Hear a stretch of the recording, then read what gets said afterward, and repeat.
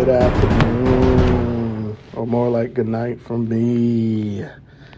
Hey man, it's me, Alex, again. I'm just here, man, to motivate y'all one more time tonight, man. To motivate whoever's going to want to listen, to motivate, like I said, everybody that's going to work, man, the men that you're going to work, the women. Remember, we are doing this, especially men. We are the foundation of our families, man. We are the foundation of everything that needs to be done. I want you guys to remember that everything starts with you. You cannot expect your children to do something that you were not willing to do. That is the number one step of leadership. You can't tell someone to dig a hole and you not be in the hole to dig it first. I think the best way of leadership is by example, not with what your mouth do. Your kids ain't trying to see. Your kids don't learn by what you say. Let me tell you something. Your kids learn by what you do. Your kids learn by the things that are not said. Trust me on that. They learn more from learned behavior is what I like to call it. It is called learned behavior, people. And if you don't understand what learned behavior is, you will understand that your kids are picking up things that they should not be picking up. Your kids should not be picking up things that they're learning through you. Perfect example. You may not be telling your kids to drink, but if you pop a drink in front of them every day, you pop a drink, some liquor, some alcohol, you pop a drink in front of them every day, guess what's going to happen? They're gonna end up start drinking. They're going to wonder. You're smoking in front of them, they're going to wonder about smoking. And then when they start smoking and you're telling them not smoke, they're going to be like, man, well, you did it. You see what I'm saying? That's learned behavior. You can't tell your kids how to speak to your wife. You can't tell your son how to speak to your wife when you speak to your wife nasty, sir. You can't tell your kids how to speak to your wife when you speak to her nasty. You can't tell your kids how to speak to your husband, ma'am, when you speak to him disrespectfully. They're going to love their husband the way you're showing them. Kids don't learn from what you tell them. They learn from what you do. They watch. They pay attention. Let me tell you something. You want to know why I notice that? My son pays attention to everything. Sometimes I purposely do stuff. I purposely do stuff, and then my son copies me. You know what that says? He's watching me.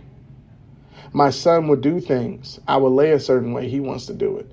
I would hammer something. Like he saw me fixing stuff around the house. You know what he does now? He plays with his hammer and drill.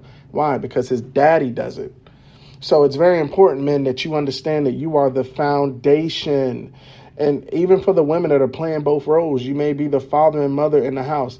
You need to get a manly figure for him. A manly figure for him so he can understand what manhood really is. I can understand that women can teach, but man, there's a difference between a man teaching a man, because a man only knows what manhood feel like. A man only knows what manhood is. A woman can't really teach what men go through on a daily basis. I like to use this perfect example. It may not be a good example for all the feminists, but this is a perfect example. If my daughter is at home to her 30s, it's not going to look bad because daddy's taking care of her. My God, you find out if my son is in his 30s and he's still living with daddy, that's going to look bad. That's the difference. That's the difference between manhood and womanhood right there. Why? Because men, we are the foundation. And let me tell you something, men, your children are looking at you. Even the way you treat your girls, guess what? They're looking, guys. They are looking. So when I tell you to learn behavior is a serious thing, I want you to be motivated. If you're not the type that goes to work every day, but you're mad that your son is lazy, he's not lazy because he wants to be. He's lazy because of the fact that you are lazy.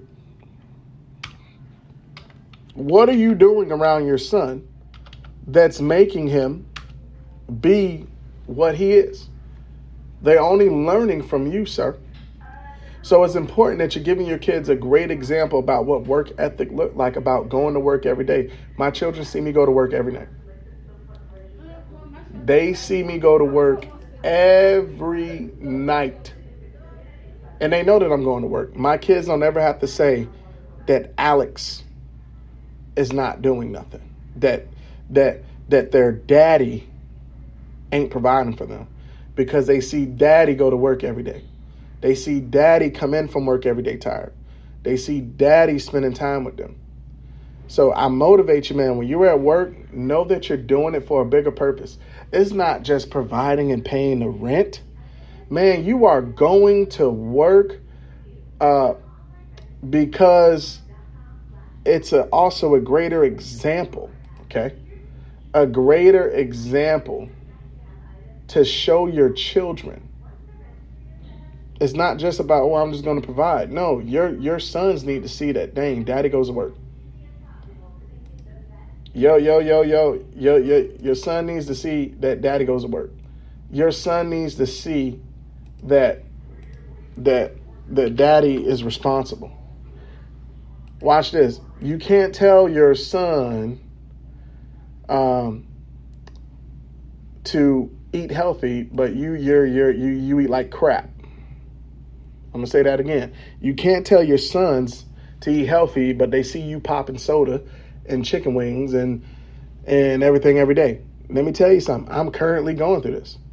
I'm telling you something that I'm currently going through and that I'm trying to tell you. It's a problem. I cannot tell them. And then watch this. If my kids see that daddy is not living up to his word, that don't look good.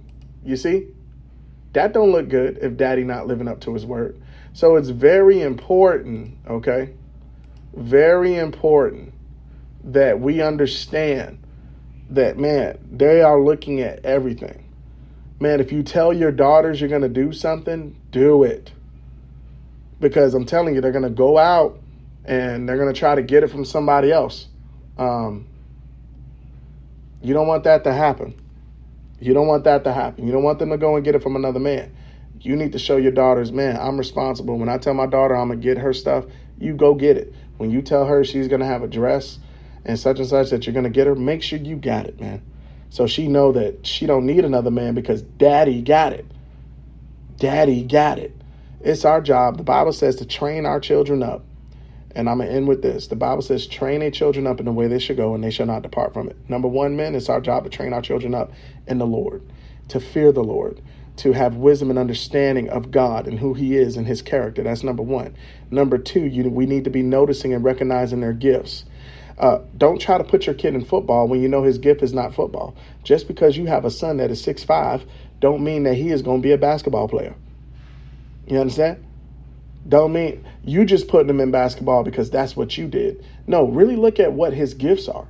Your son may have a gift to be an engineer, and he just may be an engineer that is 6'5". So train a child up in the way they should go. Train them up, men. Train them up. Notice, I always tell you guys, it's a bigger picture on why we go to work. It's a bigger picture on why you're doing it. Be motivated tonight, man. When you're at work, think about your kids. When you're at work, think about how they need you. When you're at work, think about how they're going to need that juice tomorrow. When you're at work, think about how they're gonna want Christmas gifts. When you're at work, think about how, man, they're going to want to have the nicest shoes. You know what I mean? Be motivated. It's bigger than work. It's bigger than what you just work at. And I get it. We all want to be rich. We all want to be to that point in our lives that it's like, oh, man, we made it. We done it. But my God, you know what? Be grateful. Be grateful for where you're at right now. Be grateful for where you're at right now. Because a lot of times we're not grateful, and the Bible calls it coveting. When you're constantly coveting after someone else's crap. Amen. They may have 3 Mercedes-Benzes, but you don't know the hell that they're going through to keep those 3 Mercedes-Benzes. Stop trying to be with the Joneses, man, and be who you need to be. You trying to live with the Joneses? There's nothing. I'm not saying there's nothing wrong with getting money, but the problem is when you're trying to get money to look like everybody else. No, I'm only getting money to make sure me and my kids are good. I ain't trying to get money because I need to have a whole Escalade and I need to be out here looking good for the culture. No, I'm getting money for my kids so they can have a place to stay and look good. Because all that's going to matter in the end is not about that you put your kids in a Mercedes Benz and that you rolling up to the school in the Escalade.